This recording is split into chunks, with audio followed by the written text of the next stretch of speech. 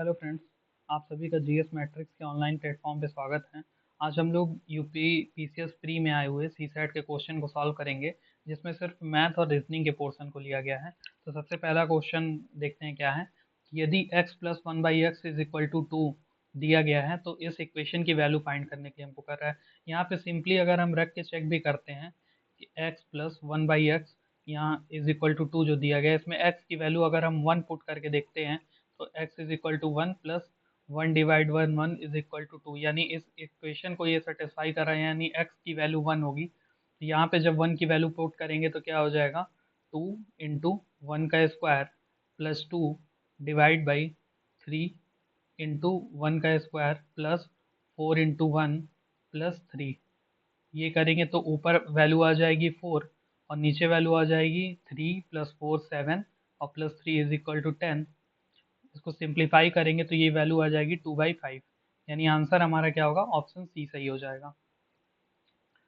अगले प्रश्न पे चलते हैं।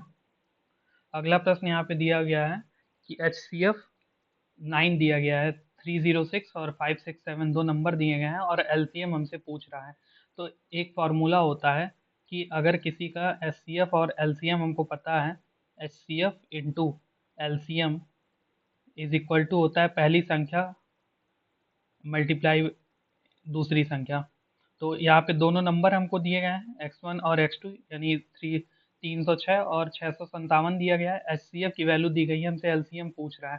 तो एचसीएफ की सारी वैल्यू को पुट कर देंगे तो 9 into LCM is equal to हो जाएगा 306 इंटू 657। यहाँ से अगर हम एलसीएम फाइंड करेंगे तो एलसीएम इज इक्वल टू हो जाएगा 306 इंटू 657 डिवाइड बाई 9। अब ये 9 से ये 657 डिविजिबल है, अगर इसको हम वो करते हैं डिवाइड करते हैं तो ये वैल्यू आएगी 73, और 306 में जब 73 का मल्टीप्लाई करेंगे तो वैल्यू आ जाएगी 22338, यानी ऑप्शन सी जो है हमारा सही हो जाएगा। इसका एलसीएम की वैल्यू हो जाएगी 22,338। अगले प्रश्न पे चलते हैं। इसको भिन्न के रूप में बदलने के लिए दिया गया है। तो जब भी इस तरह के क्वेश्चन आते हैं जैसे 0.235 और 35 के ऊपर बार लगा है, तो इसको जब भी भिन्न में बदलना रहता है तो क्या करते हैं, सबसे पहले तो ये नंबर लिखते हैं 235 और माइनस करते हैं वो नंबर जिसके ऊपर बार नहीं है, यानी 2 यहाँ पे माइनस हो जाएगा, डिवाइड बाई नीचे उतनी बार 9 लिखा जाता है जितने नंबरों के ऊपर बार दिया गया, यानी दो बार 9 हो जाएगा और एक बार जीरो होगा, क्योंकि एक नंबर के ऊपर बार नहीं है। जीरो उतनी बार लिखते हैं जितने के ऊपर बार नहीं है, यानी ये आ जाएगा 233 डिवाइड बाई 990, यानी ऑप्शन डी हमारा सही हो जाएगा। अगले प्रश्न पे चलते हैं। दिया गया है कि यदि बिंदु 1x, यानी ये x कोऑर्डिनेट दिया गया है, ये y दिया गया है, ठीक, 5295 के संरेख हैं, यानी कोलिनियर हैं। जैसे ये y एक्सिस हो गया, ये x एक्सिस हो गया। अगर एक लाइन कोलिनियर है, जैसे एक कोई ये लाइन जा रही है, ठीक, ये y हो गया और ये x हो गया। जैसे इस पे अगर एक पॉइंट ये दिया गया है, अगर एक पॉइंट ये दिया गया है, एक पॉइंट ये दिया गया है, ये कोलिनियर है, अगर एक ही लाइन में है, तो इसका एक फार्मूला होता है, यहाँ पे एक स्लोप हम निकालते हैं m। m का जो स्लोप का फार्मूला होता है वो होता है y2 minus y1 divide by x2 minus x1। ठीक, कोई भी पॉइंट रहेगा उसका स्लोप हमेशा इक्वल ही रहेगा अगर वो सारे पॉइंट कोलिनियर हैं तो देखिए यहाँ ये वाले पॉइंट में दोनों कोऑर्डिनेट दिए गए हैं और इस पॉइंट में दोनों कोऑर्डिनेट दिए गए हैं, तो इससे पहले हम स्लोप निकाल लेंगे यानी m की वैल्यू, और फिर इस दोनों पॉइंट को या इस और इस पॉइंट को इक्वेट करके हम x की वैल्यू फाइंड कर लेंगे। तो पहले जो ये 52 और 95 दिया गया, सॉरी, ये 52 जो दिया गया है और दूसरी वैल्यू क्या है 9 और 5 दी गई है, इससे हम स्लोप की वैल्यू निकालते हैं। तो यहाँ पे m की वैल्यू हो जाएगी m is equal to y two minus y one, यानी 5 माइनस टू वाई टू ये है और वाई वन टू है। ठीक, उसके बाद x2 माइनस एक्स वन, यानी 9 माइनस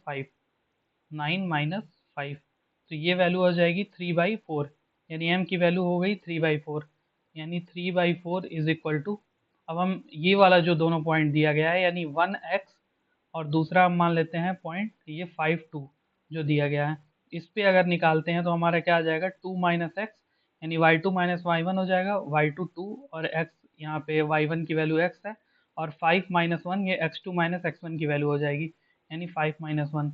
इसको सॉल्व करेंगे तो ये क्या होगा, 3/4 is equal to 2 minus x divide by 4। 5 minus one 4 हो जाएगा, ये 4 4 कैंसिल आउट हो जाएगा। यहाँ से अगर सॉल्व करेंगे तो ये हो जाएगा 3 is equal to 2 minus x, x यहाँ की वैल्यू हो जाएगी 2 माइनस 3, यानी आ जाएगा -1 आंसर। ये -1, ये जो पहला ऑप्शन है ये हमारा सही होगा, यानी यहाँ पे y का जो कोऑर्डिनेट होगा 1 -1 ये।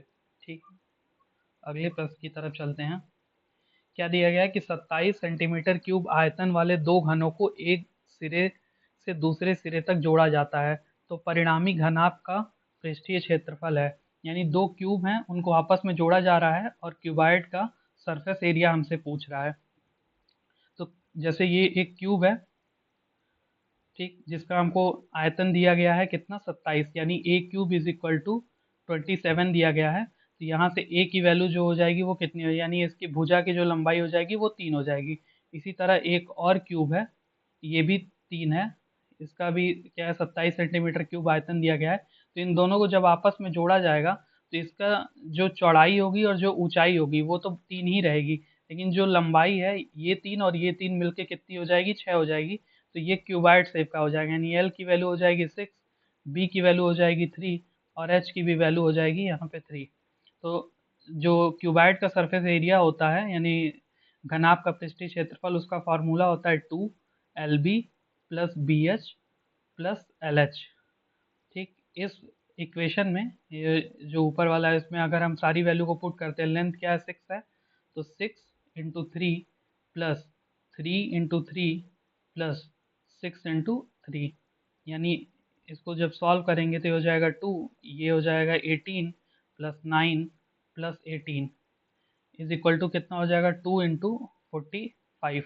इसको ऐड करेंगे तो वैल्यू 45 आ जाएगी, यानी क्या होगा आंसर, 90 सेंटीमीटर स्क्वायर आंसर हो जाएगा, यानी ऑप्शन सी हमारा यहाँ पे सही हो जाएगा। अगले प्रश्न की तरफ हम चलते हैं। निम्नलिखित आकृति में कितने त्रिभुज हैं, त्रिभुज ज्ञात करने के लिए सबसे पहले हम छोटे वाले त्रिभुज की संख्या को ज्ञात करते हैं। जैसे 1 है, 2, ये तीसरा त्रिभुज हो गया, ये चौथा, ये पांचवा और ये छठवां। अब देखिए यहाँ पे क्या है, 5 और 6 को मिला के एक त्रिभुज और बन रहा है, यानी ये सातवां हो जाएगा। 3 और 4 को मिला के एक त्रिभुज बन रहा है, यानी ये आठवां हो जाएगा। 2 और 1 को मिला के एक त्रिभुज बन रहा है, यानी ये नौवां हो जाएगा। और एक देखिए और त्रिभुज बन रहा है, 3, 4, 5 और 6 सबको मिला लेने से एक ये वाला जो त्रिभुज बन रहा है ये हमारा 10वां त्रिभुज हो जाएगा। और एक सबसे बड़ा त्रिभुज जिसमें सारे छोटे छोटे त्रिभुज हैं, यानी सारे 1, 2, 3, 4, 5, 6 सबसे बड़ा वाला जो त्रिभुज है, यानी यहाँ पे त्रिभुजों की संख्या जो होगी वो 11 हो जाएगी। अगले प्रश्न की तरफ हम चलते हैं।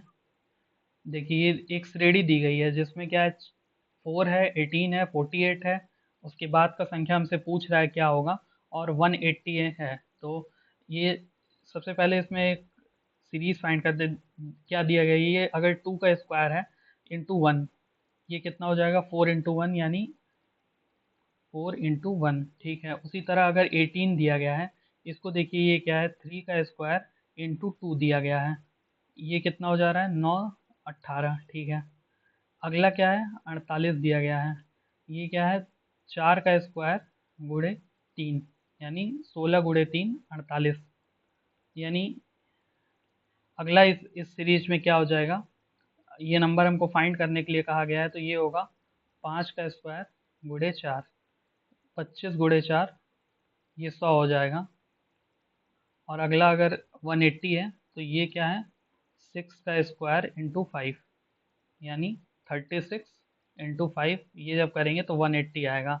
यानी जो लुप्त संख्या हमारी पूछ रहा था वो क्या है, 100 है, यानी ऑप्शन बी यहाँ पे सही हो जाएगा। अगले प्रश्न की तरफ चलते हैं। देखिए ये दिया गया है कि 196 रुपये हैं, इसको 300 बच्चों में बांटा गया है। ठीक है, यदि लड़कियों को 1 रुपये और लड़कों को 50 पैसे मिलते हैं तो लड़कों की संख्या ज्ञात कीजिए। ये इसको इक्वेशन बना के सॉल्व करते, पहले 300 बच्चों में बांटा गया है, तो मान लेते हैं कि x लड़कियां हैं और y लड़के हैं, तो ये कितना हो गया, 300 लोग हैं। ठीक, एक इक्वेशन ये हो गया हमारा।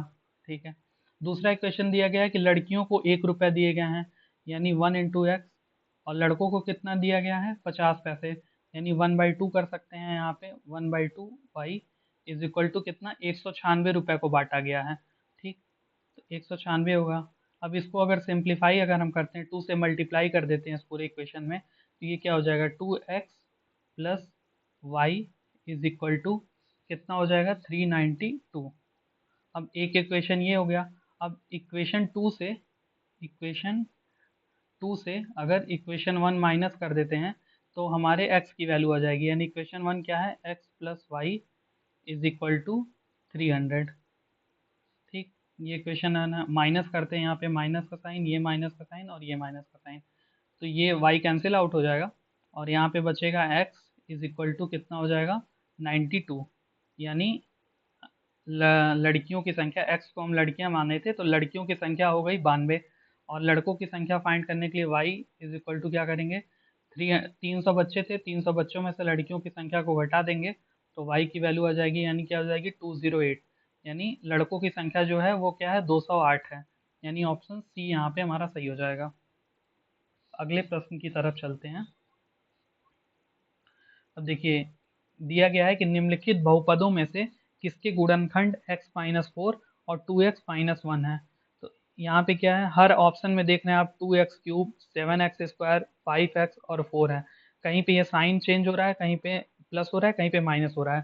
तो गुणनखंड अगर है तो x-4 इस बहुपद को क्या करेगा, सेटिस्फाई करेगा। x-4 अगर 0 से इक्वेट करते हैं तो x की वैल्यू क्या आ जाती है, 4 आ जाती है, तो x की वैल्यू 4, और यहाँ पे हम 2x³ की वैल्यू अगर निकालते हैं, 2x³ अगर करेंगे तो 2 × 4 का क्यूब, तो ये कितनी हो जाएगी, 4 का क्यूब होता है 64, 2 से मल्टीप्लाई करेंगे तो इसकी वैल्यू हो जाएगी 128। उसके बाद अगला बहुपद में टर्म क्या है, 7x² है। ठीक, तो यहाँ पे करेंगे 7 × x का स्क्वायर करेंगे 4 का स्क्वायर तो 16 हो जाएगा, ये वैल्यू आपकी आ जाएगी 112। ठीक, अगला क्या है, 5x का टर्म, 5x यानी 5 × 4, ये वैल्यू आ जाएगी 20।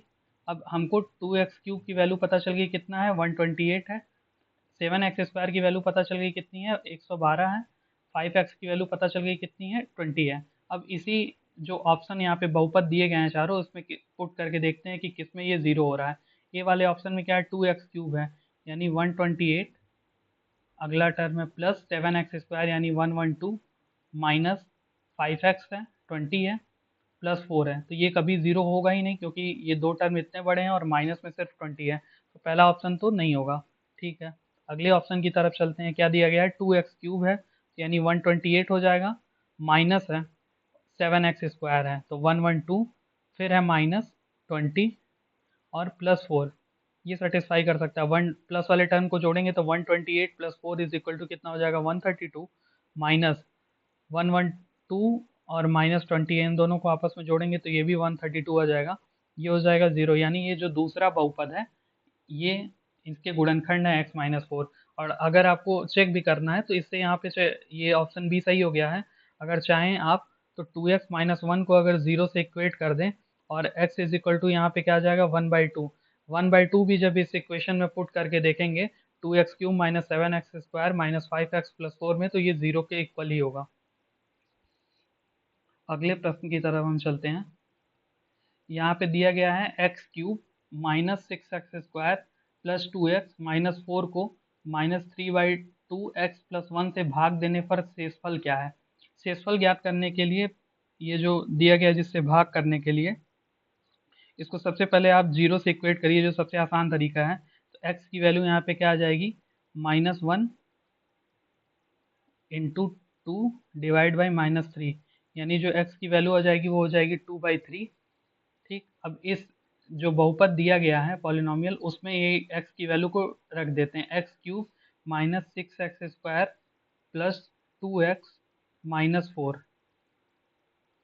ठीक, x की वैल्यू को जब हम यहाँ पे रखेंगे तो ये हो जाएगा 2/3 का क्यूब माइनस 6 इंटू 2/3 का स्क्वायर प्लस 2 इंटू 2/3 माइनस 4।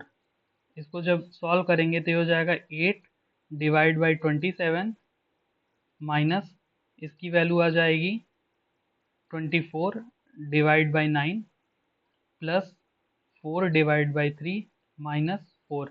अब इसको एलसीएम लेके जब हम सॉल्व करेंगे तो ये एलसीएम 27 हो जाएगा, ये वैल्यू हो जाएगी 8 माइनस 24 में मल्टीप्लाई होगा 3 का, क्योंकि 9 27 से 9 3 बार कट रहा है, तो यहाँ पे ये वैल्यू हो जाएगी 72 प्लस यहाँ पे ये वैल्यू हो जाएगी 36 और माइनस हो जाएगा 108। इसको जब सॉल्व करेंगे तो आ जाएगा -136 डिवाइड बाई 27। यही हमारा शेषफल बचेगा अगर इससे भाग दिया जाए, तो यानी ऑप्शन डी सही हो जाएगा। अगले प्रश्न की तरफ चलते हैं। अब दी गई आकृति में x का मान ज्ञात करना है।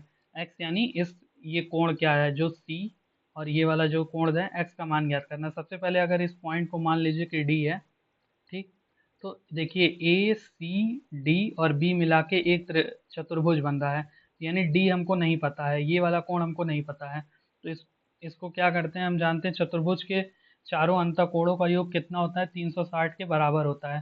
तीन कोण यहाँ पे दिया गया है, 55 दिया गया है, 30 है और 45 है। तो इसको क्या करेंगे, 360 से माइनस करेंगे तो ये हमारा डी का जो चतुर्भुज के अंदर का कोण है ये हमको पता चल जाएगा, यानी ये वाला। ठीक है, 360 माइनस 55 प्लस 45 प्लस 30, यानी इसकी वैल्यू जो आ जाएगी वो हो जाएगी 360, और इसको जोड़ेंगे तो क्या हो जाएगा, ये 100 हो जाएगा और ये 30 130। ठीक, यानी ये वैल्यू क्या हो जाएगी 230। अब ये जो पॉइंट है इसके चारों तरफ मिला के कितना 360 डिग्री बनेगा, और अंदर का कोण हमारा दिया गया है हम अभी फाइंड किए वो कितना है 230 है। तो जब इसको 360 से माइनस करेंगे तो इसकी वैल्यू आ जाएगी 130 डिग्री। ठीक, यानी x की वैल्यू जो होगी, ये जो बाहर है इसकी वैल्यू होगी 130 डिग्री। ठीक, यानी ऑप्शन सी हमारा यहाँ पे सही हो जाएगा। अब हम अगले प्रश्न की तरफ चलते हैं। 3 अंकों की सबसे बड़ी अभाज्य संख्या क्या है? अभाज्य संख्या यानी जो एक के अलावा और स्वयं के अलावा किसी और संख्या से ना कटे। तो सबसे पहले 3 अंकों की सबसे बड़ी संख्या कौन सी है? 999 है। ये देखना है कि ये 3 से कट जा रही है, यानी ये ऑप्शन सी नहीं होगा। उसके बाद 999 के बाद 998, ये यहाँ पे सम है 8 है, तो यानी ये 2 से कट जाएगी। ठीक है, ये वाला ऑप्शन क्या है, 996, ये भी सम संख्या है, तो ये 2 से तो कट ही जाएगी, तो ये भी अभाज्य संख्या नहीं होगी। अब बचा एक ही ऑप्शन 997, ये खुद के स्वयं के और एक के अलावा किसी से नहीं कटेगा, तो यही ऑप्शन सही होगा यहाँ पे। ठीक है, अब देखिए अगला प्रश्न है कि यदि 10% वार्षिक ब्याज की दर से 2 वर्ष में किसी धनराशि के चक्रवृद्धि ब्याज और साधारण ब्याज में अंतर 12 है, तो वो धनराशि ज्ञात कीजिए। तो सबसे पहले हम सिंपल इंटरेस्ट का फॉर्मूला जान लेते हैं क्या होता है। साधारण ब्याज निकालते हैं तो क्या होता है, PRT डिवाइड बाई 100, ये हमारा इंटरेस्ट आ जाता है। यहाँ पे P प्रिंसिपल अमाउंट होता है, R जो होता है रेट होता है, T is equal to time होता है।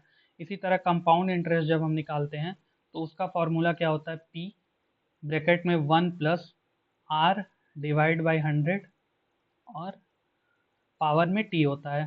ठीक, ये कंपाउंड इंटरेस्ट का फॉर्मूला होता है। इसमें से जब प्रिंसिपल अमाउंट को घटाते हैं तब हमारा इंटरेस्ट आता है। मिश्रधन बराबर क्या होता है, ब्याज प्लस मूलधन होता है।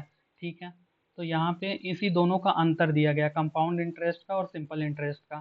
तो यहाँ पे क्या क्या दिया गया है हमारा, सबसे पहले देख लेते हैं कि दिया क्या गया है। तो रेट दिया गया है यानी 10% दिया गया है। टाइम यहाँ पे क्या दिया गया है, 2 वर्ष दिया गया है। ठीक है, और दोनों का अंतर दिया गया है 12 है, यानी चक्रवृद्धि ब्याज में से जब साधारण ब्याज घटाएंगे तो यहाँ पे सबसे पहले क्या होगा, साधारण ब्याज में सारी वैल्यू को पुट करेंगे तो हो जाएगा R2, यहाँ पे हो जाएगा P इंटू टी। टी की वैल्यू कितनी है, 2 है, डिवाइड बाई 100, यानी इसको सॉल्व करेंगे तो ये क्या आ जाएगा 20P डिवाइड बाई 100। ठीक है, अब इसी तरह कंपाउंड इंटरेस्ट में हम फाइंड करते हैं तो क्या P तो हमको निकालना ही है, 1 प्लस R दिया गया है 10 और ये कितना है 100, और टाइम हमारे पास है 2 माइनस P। ठीक है, तो ये हो जाएगा P 100 प्लस 10 यानी 110 डिवाइड बाई 10 का स्क्वायर माइनस P।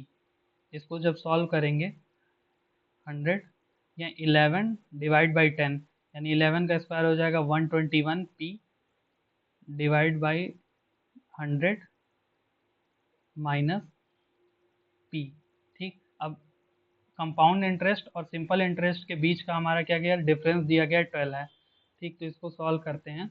यानी कंपाउंड इंटरेस्ट हमारा कितना आया था, कंपाउंड इंटरेस्ट आया था 121p divide by 100 minus p minus simple interest हमारा कितना आया था 20p अपान 100, 20p अपान 100।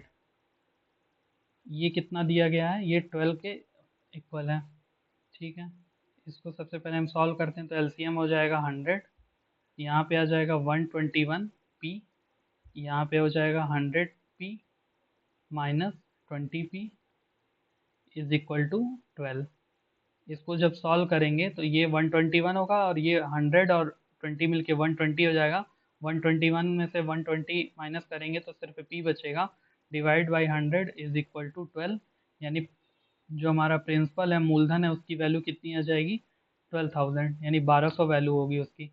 देखते हैं ऑप्शन में कहाँ पे दिया गया था, ये दिया गया था ऑप्शन डी, यानी वो धनराशि कौन सी है, 1200 है, जिसपे 10% वार्षिक ब्याज की दर से 2 वर्ष में चक्रवृद्धि ब्याज और साधारण ब्याज के बीच का अंतर जो है वो 12 है।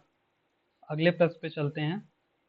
अब यहाँ पे देखिए दिया गया है कि सूर्य 45 कलम बेचकर 5 कलमों के विक्रय मूल्य के बराबर हानि उठाता है, तो उससे कुल कितने प्रतिशत हानि हुई। तो सबसे पहले देख लेते हैं सेलिंग प्राइस क्या है। सेलिंग प्राइस क्या है उसका 45x, अगर हम x मान लेते हैं। अब उसको लॉस कितना हो रहा है, तो लॉस 5 कलमों के विक्रय मूल्य के बराबर लॉस हो रहा है, यानी 5x उसको लॉस हो रहा है। ठीक है, तो loss is equal to loss का हानि का फॉर्मूला क्या होता है, cost price minus selling price. ठीक, अब यहाँ पे अगर हम कॉस्ट प्राइस फाइंड करना है तो ये क्या हो जाएगा, लॉस प्लस सेलिंग प्राइस। ठीक, लॉस हो रहा है 5x और सेलिंग प्राइस है 45x, यानी कॉस्ट प्राइस कितना हो जाएगा 50x हो जाएगा। ठीक है, अब लॉस यहाँ पे देखते हैं, परसेंटेज ऑफ लॉस का फॉर्मूला क्या होता है, percentage of loss is equal to होता है loss divide by current cost price into 100। ठीक, तो कितना हो रहा है लॉस, इसको 5x का लॉस हो रहा है और कॉस्ट प्राइस कितनी है 50x है, इंटू 100।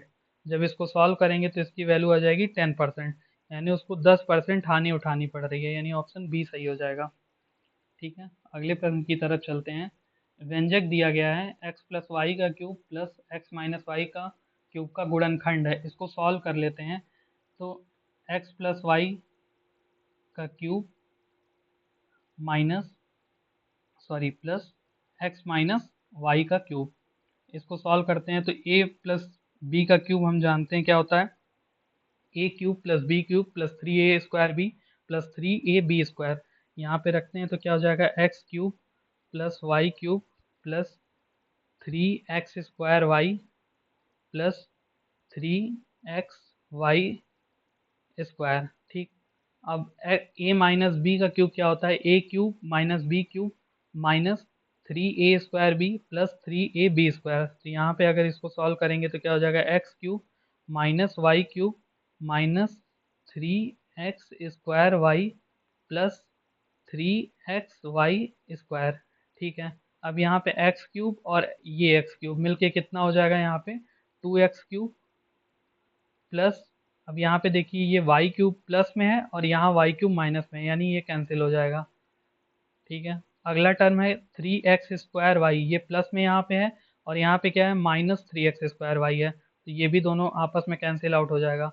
अब अगला टर्म है 3xy² और यहाँ पे भी प्लस में है 3xy², यानी ये कितना हो जाएगा 6xy स्क्वायर। इसमें से अगर हम 2x कॉमन ले लेते हैं तो क्या हो जाएगा एक्स स्क्वायर प्लस 3y², यानी ये हमारा गुणनखंड होगा, यानी ऑप्शन बी जो दिया गया है 2x प्लस 3y², ये आंसर हो जाएगा। अगले प्रश्न की तरफ चलते हैं। दिया गया है कि एक में कार्य करने की क्षमता बी से 3 गुना अधिक है, ये दोनों मिलकर एक कार्य को 15 दिन में पूरा करते हैं, तो ए अकेले उस कार्य को कितने दिन में पूरा करेगा। ठीक है, अब जैसे इफिशियंसी दी गई है ए की इफ़िशियंसी बी से 3 गुना ज़्यादा है, यानी बी की इफ़िशियंसी अगर हम मानते हैं 1 है, तो ए की इफ़िशियंसी कितनी हो जाएगी? 3 हो जाएगी, ठीक। और ये किसी कार्य को 15 दिन में पूरा करते हैं, 15 दिन में ये किसी कार्य को 15 दिनों में पूरा कर रहे हैं। तो 1 दिन में ये कितना कार्य करेंगे? तो अपनी इफ़िशियंसी के बराबर कार्य करेंगे, तो 1 दिन में ये काम करेंगे 3 और 1 को जोड़ देंगे, यानी 1 दिन में ये दोनों मिलकर 4 काम करेंगे। तो 15 दिनों में ये कुल मिलकर कितना काम करेंगे? 15, 1 दिन में 4 काम हो रहा है, तो 15 दिन में 15 गुणे 4 यानी 60 काम करेंगे, ठीक। और ए अकेले उस कार्य को कितने दिन में पूरा करेगा? तो ए अकेले 1 दिन में कितना 3 कार्य कर रहा है, तो ए अकेले उस काम को कितने दिन में पूरा करेगा? 60 काम है, और ए अकेले 1 दिन में 3 काम करता है, तो यहाँ पे कितना आंसर आ जाएगा? 20, यानी 20 दिनों में ए उस काम को पूरा करेगा। ऑप्शन बी यहाँ पे सही हो जाएगा। अगले प्रश्न की तरफ चलते हैं। अब देखिए यहाँ दिया गया है कि 40 संतरों का क्रय मूल्य जो है वो 30 संतरों के विक्रय मूल्य के बराबर है, यानी कॉस्ट प्राइस जो यहाँ पे क्या दिया गया है? 40x दिया गया है, और सेलिंग प्राइस जो है वो कितना है? 30x है, ठीक। तो प्रॉफिट इसको यहाँ पे कितना हो रहा है? ठीक, प्रॉफिट जो हो रहा है वो 10x के इक्वल हो रहा है, यानी 40 minus 30 is equal to 10x हो रहा है। अब लाभ प्रतिशत ही ज्ञात करना है, तो परसेंटेज ऑफ प्रॉफिट क्या होता है? जितना प्रॉफिट हो रहा है यानी 10x, और किस पे प्रॉफिट होता है? कॉस्ट प्राइस पे प्रॉफिट होता है, यानी 40x, सॉरी सेलिंग प्राइस पे, यानी यहाँ ये हो जाएगा 30x, ठीक है, 30x इंटू 100, ठीक है। इसको जब सॉल्व करेंगे तो हो जाएगा 1/3 इंटू 100, यानी 33.33% इसको प्रॉफिट हो रहा है, यानी ऑप्शन ए सही हो जाएगा। अगले प्रश्न की तरफ हम चलते हैं। अब देखिए यहाँ पे दिया गया है कि एक आदमी अपनी आधी यात्रा 6 किलोमीटर प्रति घंटे की चाल से तथा शेष आधी यात्रा 3 किलोमीटर प्रति घंटे की चाल से तय करता है, तो उसकी औसत गति क्या है? ऐसे प्रश्न को सॉल्व करने के लिए सबसे सिंपल एक तरीका है कि ये दोनों चाल जो दी गई है इसके एलसीएम के इक्वल ही, या इसके ये ऐसी कोई दूरी हम लेते हैं जिससे ये दोनों वैल्यू कट जाए, ठीक है। तो जैसे हम यहाँ पे मान लेते हैं ये एक पॉइंट हो गया, ये भी, ये कुल दूरी हम जैसे 60 किलोमीटर मान लेते हैं, तो इसकी आधी कितनी हो जाएगी? 30 किलोमीटर, और इसकी आधी यहाँ पे 30 किलोमीटर हो जाएगी, ठीक है। तो ये जो दूरी है ये वाली, ये 30 किलोमीटर, ये कितने से चल रहा है? 6 किलोमीटर पर आवर की स्पीड से चलता है वो, और अगला कितना? 3 किलोमीटर पर आवर की स्पीड से चलता है, ठीक है। तो सबसे पहले अलग अलग हम निकाल लेते हैं कि उसको कितना समय लग रहा है। चाल बराबर क्या होता है? चाल बराबर दूरी बटा समय होता है। तो समय बराबर क्या हो जाएगा? दूरी बटा चाल हो जाएगा। दूरी कितनी है यहाँ पे? 30 है, और चाल उसकी कितनी है? 6 है, यानी इसको ये 30 किलोमीटर जाने में 5 घंटे लग रहे हैं, ठीक। और अगला फिर यहाँ पे देख लेते हैं, ये दूरी कितनी है? 30 है, और किस चाल से जा रहा है? 3 के चाल से जा रहा है, तो ये कितना हो जाएगा? यहाँ पे इसको 10 घंटे लगेंगे। अब प्रश्न में दिया गया है कि उसकी औसत गति ज्ञात करनी है, तो औसत गति क्या होता है? कुल दूरी बटा कुल लगा समय, ठीक है। तो कुल दूरी कितनी हो गई? 60, और कुल लगा समय उसका कितना है? यहाँ पे 5 घंटे और यहाँ 10 घंटे, यानी 5 + 10 इज इक्वल टू कितना हो जाएगा? 60 डिवाइड बाई 15, ये आ जाएगा 4 किलोमीटर पर आवर, यानी इसका ये ऑप्शन ए सही हो जाएगा। अगले प्रश्न पे चलते हैं। अगला प्रश्न दिया गया है कि एक संख्या को 53 से विभाजित करने पर भागफल 34 आता है तथा शेषफल 21 प्राप्त होता है, तो वो संख्या है। तो ये 34 से उसको भाग दे रहे हैं, प्लस 21 शेषफल आ रहा है, और 53 से विभाजित कर रहे हैं, भागफल 34 है।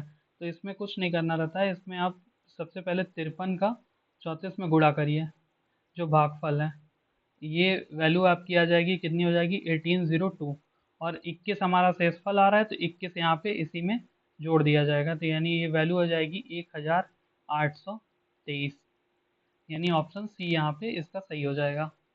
अगले प्रश्न में चलते हैं। अगला प्रश्न यहाँ पे दिया गया है कि ए एक सेट दिया गया है जिसमें 0, 1 और 2 हैं, के उप समुच्चयों की संख्या क्या होगी? यानी सबसेट पूछ रहा है। सबसेट यहाँ पे कितने बनेंगे? तो सबसे पहले जो मेन सेट है वो क्या है? 0 है, 1 है और 2 है। इसमें कितने सबसेट बनेंगे? तो सबसे पहले ये 0, ठीक है, ये 1, अगला हो जाएगा 2, फिर क्या बनेगा, एक सबसेट बनेगा 0 1, एक बनेगा 0 2, अगला बनेगा 1 2 और 1 0, फिर अगला जो बनेगा वो बनेगा 2 0 और बनेगा 2 और 1। तो 1, ये जो 0 है ये नल सेट होता है, ठीक है, किसी अगर सबसेट की वैल्यू 0 होती है तो इसको यहाँ पे काउंट नहीं करेंगे। उसके अलावा देख लेते हैं 1 2 3 4 5 6 7 8, यानी सबसेट की संख्या कितनी हो जाएगी, 8 हो जाएगी। अगले प्रश्न पे चलते हैं। अब जैसे दिया गया है कि 200 व्यक्तियों में 90 लोग चाय पसंद करते हैं, जबकि 108 लोग कॉफ़ी पसंद करते हैं, तथा 46 लोग चाय और कॉफ़ी दोनों पसंद करते हैं। तो कितने ऐसे लोग हैं जो ना तो चाय पसंद करते हैं और ना ही कॉफ़ी पसंद करते हैं। तो ये जो 46 लोग जो दोनों पसंद करते हैं, इनकी इनकी संख्या 108 में भी जोड़ी हुई है और 90 में भी जोड़ी हुई है। तो यहाँ पे सबसे पहले देख लेते हैं कुल कितने लोग हैं। तो कुल यहाँ पे 200 लोग हैं, ठीक। चाय वाले कितने हैं, यहाँ पे 90 हैं। कॉफ़ी वाले कितने हैं, 108 हैं। दोनों पीने वाले कितने हैं, जिसको दोनों पसंद है वो उनकी संख्या जो है वो 46 है। तो यहाँ पे एक चीज़ देख लेते हैं, सिर्फ चाय वालों की संख्या कितनी हो जाएगी। सिर्फ चाय पीने वालों की संख्या जो होगी वो हो जाएगा 90 में से जब 46 को माइनस करेंगे तो वो वैल्यू आ जाएगी, सिर्फ चाय पीने वालों की संख्या कितनी हो गई, 44 हो गई। इसी तरह सिर्फ कॉफ़ी पीने वालों की संख्या कितनी हो जाएगी, सिर्फ कित कॉफ़ी के लिए कितने लोग हैं, 108 लोग हैं, और 46 इसमें से जब हम माइनस करेंगे तो ये वैल्यू आ जाएगी 62। यानी सिर्फ चाय पी रहे हैं 44 लोग, सिर्फ कॉफ़ी पी रहे हैं 62 लोग, और दोनों पी रहे हैं 46 लोग। तो इस सबको जब ऐड करेंगे 44 प्लस 46 प्लस 62, तो ये वैल्यू आ जाएगी 152, ठीक। अब इसी वैल्यू को 200 में से माइनस कर देंगे, 200 माइनस 152 यानी 48। यानी 48 लोग ऐसे हैं जो ना तो चाय पसंद करते हैं और ना ही कॉफ़ी पसंद करते हैं, यानी यहाँ पे ऑप्शन सी सही हो जाएगा। अगले प्रश्न की तरफ हम चलते हैं। यहाँ पे दिया गया है कि कांस्टेबल को 91 के रूप में कोडेड किया जाता है, तो इस टेबल की कोड संख्या क्या होगी। इसमें कुछ नहीं है, इसमें सी की वैल्यू कितनी है, जब ए बी सी डी को हम 1 से लेकर 26 तक लिखते हैं तो सी की वैल्यू हो गई 3। इसी को जोड़ते चले जाते हैं। ओ की वैल्यू होती है हमारी 15, प्लस एन की वैल्यू होती है 14, प्लस उसके बाद टी की वैल्यू होती है 19, ए की वैल्यू 1, बी की वैल्यू 2, एल की वैल्यू हो गई 12 और ई की वैल्यू हो गई 5। इसको जब करते हैं तो 91 होता है।